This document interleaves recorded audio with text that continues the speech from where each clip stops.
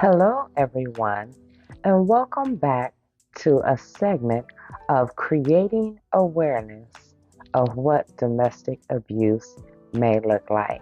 I am Melinda, and this week's topic I'm going to gear towards since this month we are recognizing Domestic Violence Awareness Month, and we're also recognizing Mental Awareness Month, amongst other things. I want to focus in on that on this week's topic. So, as usual, let's start off with a scripture. Psalms 56 and 4. And God, I will praise his word. In God, I have put my trust. I will not fear what flesh can do on to me. So again, this week's topic is about domestic violence and mental illness. So what is a mental illness? Mental illness is when you have a health condition that involves changes in your emotions, your thinking, and in your behavior. Mental illness or mental disorders can affect a victim by creating PTSD or post traumatic stress syndrome. Constantly experiencing emotional or physical or any form of of abuse for a victim can lead to depression, borderline personality disorders, sleep and eating disorders, anxiety or thoughts or maybe even attempts of suicide. Victims may experience memory issues or become reliant on a substance abuse. Did you know that women are 3 times at risk of developing a mental illness from being in an abusive relationship compared to women who have not experienced abuse? According to the Diagnostic and Statistical Manual of Mental Disorders, 5th edition, states that there is nothing saying that mental illness is solely causes a partner to be abusive in a relationship. Domestic abuse primarily impacts personal areas of your intimate relationship and not other areas of an abuser's life.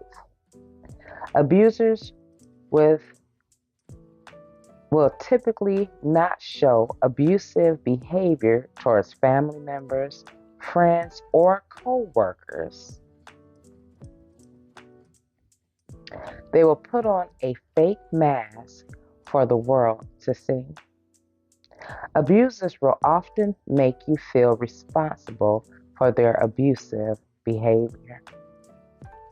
The reason mental illness and abusive behavior are separate is because abusers don't demonstrate abusive behavior outside of their intimate relationship with their partner.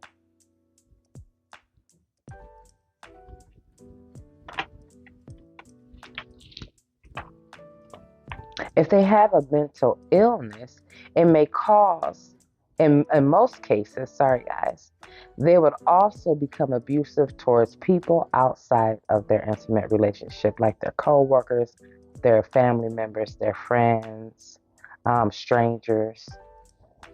Either way, abuse and mental illness need to be addressed separately. So if you feel that you are not only just experiencing an abusive relationship, but maybe you're experiencing an abusive relationship with someone you may feel has a mental illness, they both need to be addressed separately, and that person has to be willing to take the steps necessary to correct or get help for their behaviors. and their needs. So, how do you know if your abusive partner may have a mental illness? And keep in mind, I got a lot of this information off of the Domestic Violence Awareness hotline page. So, all this information is there for you guys to find. So, does your partner yell or scream at others outside of the intimate relationship? Do they make others check in to see where they are or who they're with, not just you? So keep in mind, and these questions aren't not just geared towards the victim of abuse, but this is geared towards how they're going to treat everyone around them if they may have a mental illness. Do they become physically violent with others outside of their intimate relationship? Do they minimize or verbally tear down others?